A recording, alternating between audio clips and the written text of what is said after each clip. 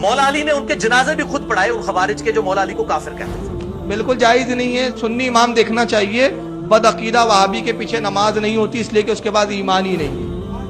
وہ انڈیا میں ایک وہ جھوٹا انسان آج کل انہوں نے اٹھایا بریلویوں نے، فاروق رضوی، وہ روایتیں عجیب و غریب اکٹھی کر کر کے تو بیان کر رہا ہوتا ہے۔ یہ فاروق رضوی کو بھی میں یہ علمی طور پر جواب دے رہا ہوں، اینٹی وینم۔ ان کی عورتوں کو لونڈیا نہیں بنایا بھائی، تو اتنی لمبی لمبی نمازیں پڑھتے ہیں، قرآن تو کہتا ہے منافق تو بڑا تھوڑا اللہ کا ذکر کرتے ہیں، یہ منافق بھی نہیں ہے۔ ہوتا ہے کہ امام کعبہ کے پیچھے نماز نہیں ہوتی ہے جو ابن عمر خوارج کو، تو یہ تو خارجی ہیں۔ وہ کیڑی کتاب لکھی ہے حدیث؟ میں تمہیں دسنا کیڑی کتاب لکھی ہے، بخاری شریف سے میں بتاتا ہوں۔ یہ سب مجھے لوگ پوچھ رہے ہوتے ہیں کہ جی بریلوی اور دیوبندی امام رفع الیدین نہیں کرتے تو غلط نماز پڑھ رہے ہوتے ہیں، تو ان کے پیچھے ہم نماز پڑھ لیا کریں۔ میں کہتا ہوں یہ دونوں کڑوی گولیاں ہیں ان مولویوں کے میں، جو مولویوں کے گلے سے نیچے نہیں اترتی۔ پرٹیکولرلی خلفائے راشدین کے خلاف خروج کو نبی صلی اللہ علیہ وسلم نے بدعت کہا ہے، تو پھر تو یہودیوں کے پیچھے نماز پڑھنے کا سیدنا عثمان نے کہہ دیا چلو ہاں ووٹ پکی لاب کیجئے، اور یہ کہتے ہیں امام کعبہ کے پیچھے نماز نہ پڑھو، فلاں کے پیچھے نماز نہ پڑھو، فلاں کے پیچھے کتاب ہی لکھی بھائی، کٹ بار سن سنا کے سننی ٹنی ٹن کیا ہوا اپنی پبلک کو، کوئی ریفرنس پیش نہیں کرتے ہیں۔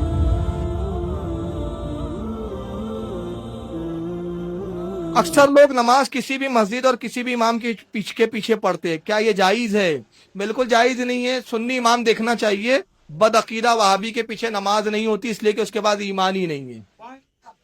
اور اس کی دلیل میں بارہا کئی جلسوں میں دے چکا ہوں، پتہ نہیں اللہ جانے کب ہماری قوم کو سمجھ میں آئے گا۔ امام حسین کا ہم نام لیتے مگر امام حسین کی سیرت ہی نہیں دیکھتے۔ 22,000 یزیدیوں کے پیچھے کربلا میں امام نے نماز نہیں پڑھی، 72 لوگوں کے ساتھ الگ جماعت بنائی اور درد دیا کہ بڑی جماعت مت دیکھو، امام کا عقیدہ دیکھو، امام صحیح ہے تو پڑھو ورنہ چھوڑ دو، تو بڑی جماعت کا روب مت دکھائیں کوئی۔ تو بہرحال چاہے وہ حرم کا اور مدینے کا امام کیوں نہ ہو، اس کے پیچھے بھی نماز نہیں ہوتی اگر عقیدہ گندا ہے تو، کیونکہ مدینے میں بہت سارے بد عقیدوں نے بھی کسی زمانے میں نماز پڑھائی ہے۔ میں اس تعلق سے ایک آپ کو روایت سنا بھی دیتا ہوں، بڑی پیاری روایت ہے۔ حضرت عثمان غنی کی شہادت ہوئی، بلوائیوں نے قبضہ کر لیا۔ بلوائی کون تھے؟ عثمان غنی کے قاتل۔ مسجد نبوی میں بلوائیوں کا امام نماز پڑھاتا ہے، لوگ حضرت علی کے پاس آئے، کہا کہ آپ کیا حکم دیتے ہیں، ہم بلوائیوں کے امام کے پیچھے نماز پڑھ لیں جو حضرت عثمان کے قاتل ہیں؟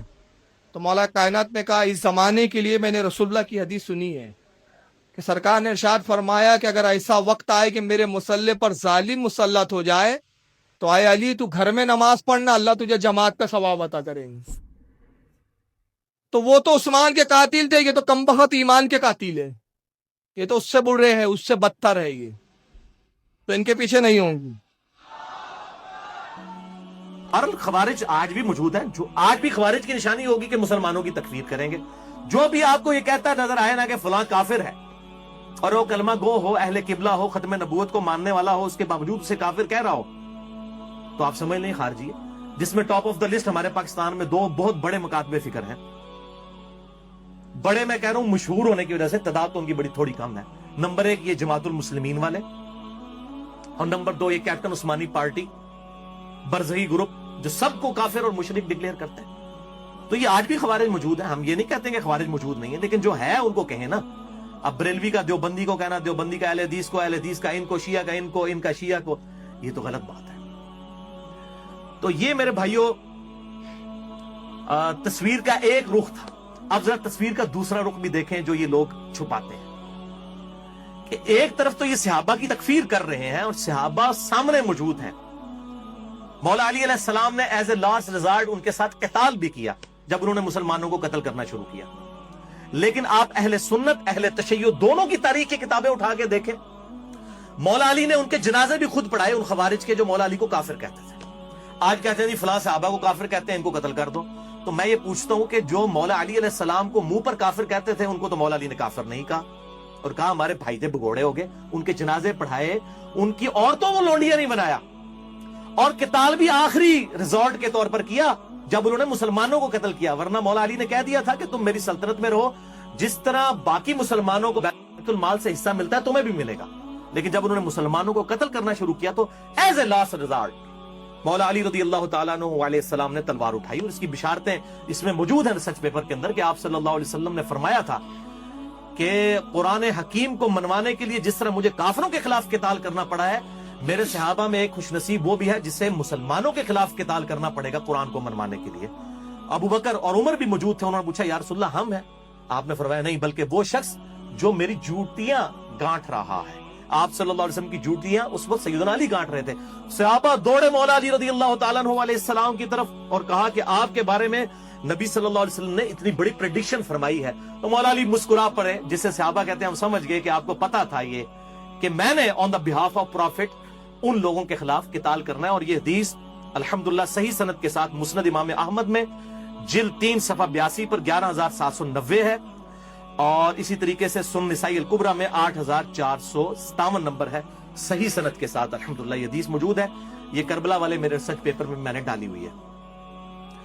तो ये दूसरा मैं आपको कंट्रास्ट बता रहा हूं। इसी तरीके से इसी रिसर्च पेपर में मैंने वो रवायत डाली है 24 नंबर पर कि अल मुसन्नफ इब्न अबी शैबा में इंटरनेशनल नंबर के मुताबिक 37,942 नंबर असर है कि मौला अली अलैहिस्सलाम से खुद पूछा गया कि बताइए कि ये खवारिज जो है क्या ये मुशरिक है, जो आपको मुशरिक और काफिर कहते हैं?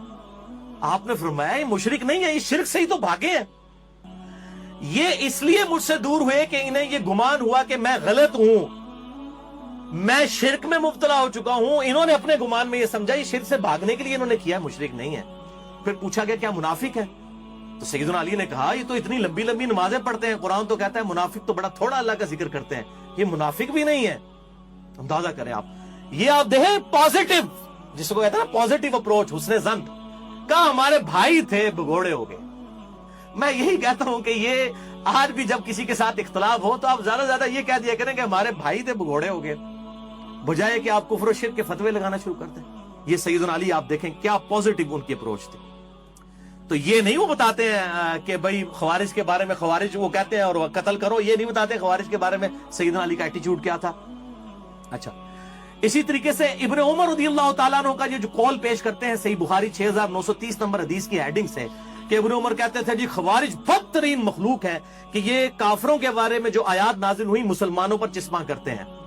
लेकिन इस तस्वीर का एक दूसरा रुख भी मौजूद है। वो इंडिया में एक वो झूठा इंसान आजकल इन्होंने उठाया बरेलवियों ने, फारूक रिजवी। वो रवायतें अजीबो गरीब इकट्ठी कर करके तो बयान कर रहा होता है। ये फारूक रिजवी को भी मैं ये इल्मी तौर पर जवाब दे रहा हूं, एंटी वैनम, कि मेरे भाई इसको भी पढ़, ये भी चीजें मौजूद है कि इब्ने उमर का अगर वो कॉल है ना खवारिज के बारे में तो ये भी मौजूद है, जो मैंने अपने इस रिसर्च पेपर में वाकया करबला का हकीकी पस मंजर 72 सहीहुल इस्नाद हदीस की रोशनी में 24 नंबर पे डाला है। और सुनन कुबरा अल बैहकी में, सुनन कुबरा अल बैहकी में इंटरनेशनल नंबर के मुताबिक 5088 नंबर है कि इब्ने उमर खवारिज को सलाम भी किया करते थे, हालांकि वो उस वक्त मुसलमानों को कत्ल कर रहे थे। और इब्ने उमर फरमाया करते थे कि जब तक खवारिज की मस्जिदों से हय्या अलस सलाह हय्या अलल फलाह की आवाजें आएंगी, हम इनकी इन अजानों का जवाब भी देंगे, इनके पीछे नमाजें भी पढ़ेंगे, इनके सलाम का भी जवाब देंगे। लेकिन जब हमें ये कहेंगे कि हम अपने मुसलमान भाइयों को कत्ल करें, फिर हम इनका साथ नहीं देंगे। ये इब्ने उमर खवारिज को बदतरीन मखलूक समझते थे, तो इब्ने उमर तो खवारिज के पीछे नमाज भी पढ़ते थे। क्या ये बरेलवी मकबा फिक्र के लोग, खुसूसन ये फारूक रिजवी जो पार्टी है, ये तो लेक्चर रिकॉर्ड करवा रहा होता है कि इमाम काबा के पीछे नमाज नहीं होती है, इब्ने उमर खवारिज के तो ये तो खारजी है। तो मैं पूछता हूं कि इब्ने उमर तो खवारिज के पीछे नमाज भी पढ़ते थे, आप इब्ने उमर को नहीं मानोगे? अगर तुम खवारिज ही समझते हो अहले हदीस को, तो नमाजें तो उनके पीछे पढ़ो, उनके सलाम का जवाब तो दो।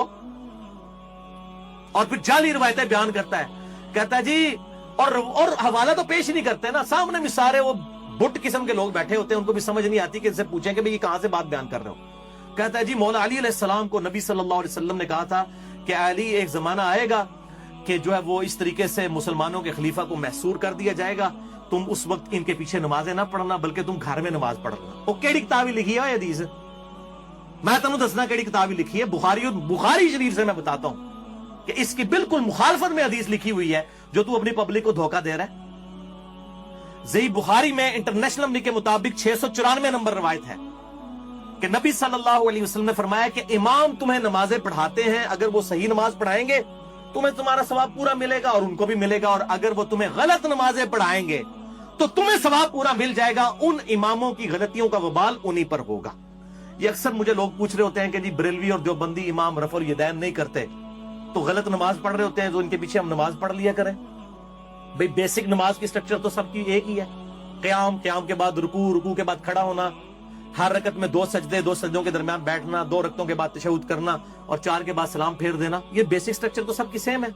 बाकी रफुल यदैन वाला इशू है, तो अगर इमाम रफुल यदैन नहीं करता, आप जरूर सुन्नत के मुताबिक रफुल यदैन करें, आपकी नमाज हो जाएगी, इमाम की गलती का वबाल उसी पर होगा। इसी तरीके से फातिहा खल्फुल इमाम के लिए अगर कोई इमाम वक्फा नहीं देता क़िराअत करने के बाद रुकू से पहले कि मुक्तदी भी कुरान पढ़ ले सूरतुल फातिहा, तो उसकी गलती का वबाल उस पे है। आपने सूरतुल फातिहा पढ़ना है, क्योंकि उसके बगैर नमाज नहीं होती। मसला नंबर 84 मेरा सुन लीजिए ahlesunnatwalk.com पे।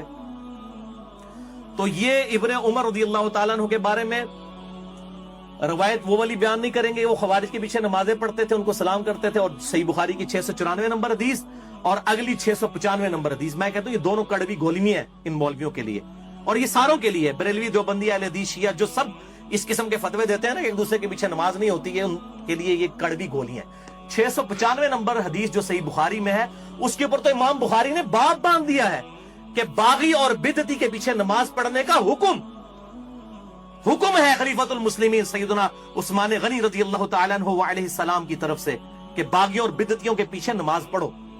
इमाम बुखारी ने बाब बांधा और पहले तालीकन रवायत हसन बसरी का कौल लेकर आए ताबी रज़ियल्लाहु ताला अन्हु व अलैहि सलाम अल-मुतवफ़ा 110 हिजरी कि हसन बसरी कहते हैं, जो बुखारी और मुस्लिम के रावी हैं, कि बिदती इमाम के पीछे नमाज पढ़ ले, उसकी बिदत का वबाल उसी पर होगा।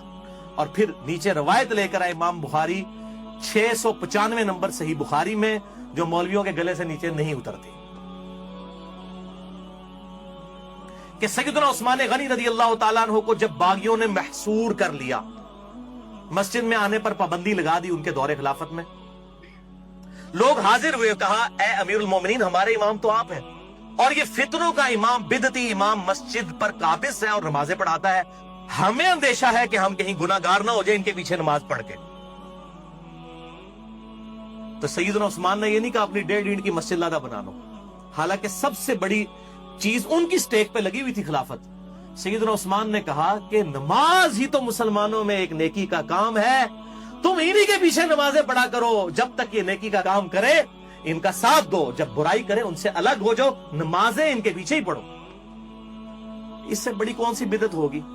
वो कहते हैं जी कोई छोटी बिदत होती है, कोई बड़ी बिदत। भाई सबसे बड़ी बिदत खलीफतुल मुस्लिमीन के खिलाफ खुरूज करना है।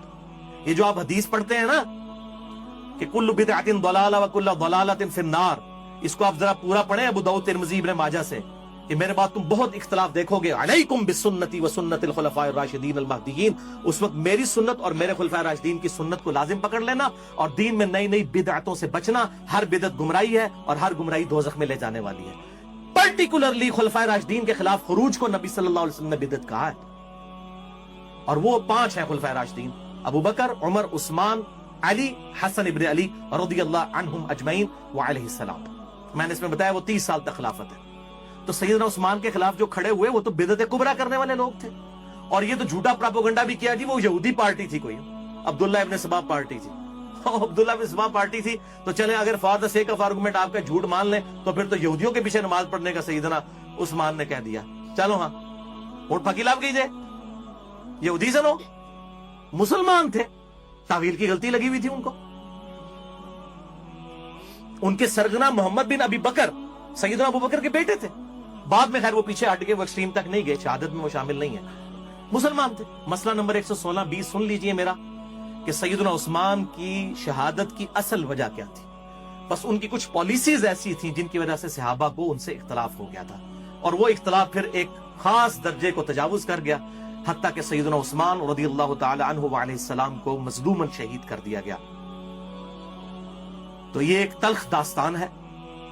तो मैं बता रहा हूं कि सैयदना उस्मान की लाइफ स्टेक पे लगी हुई थी, फिर भी वो कह रहे हैं नमाजें इनके पीछे पढ़ो, और ये कहते हैं इमाम काबा के पीछे नमाज ना पढ़ो, फलां के पीछे नमाज ना पढ़ो, फलां के पीछे। ये फारूक रिजवी साहब को मैं बता रहा हूं कि मेरे भाई ये रवायतें बुखारी से पढ़ के सुनाओ, और जो तू जाली रवायतें भाई बयान कर रहा है ना कि जी मौला अली को नबी सल्लल्लाहु अलैहि वसल्लम ने कहा कि घर में ही नमाज पढ़ना, वो केड़ी किताब ही लिखी भाई, कट बार सुन सुना के सुन्नी टुन्नी, सुन्नी असियां बुकिश मुसलमान किताबों सुन्नत के दलाइल पेश करते हैं, टुन किया हुआ अपनी पब्लिक को, कोई रेफरेंस पेश नहीं करते हैं। तो मैं कहता हूं सुन्नी बनो, टुन्नी ना बनो।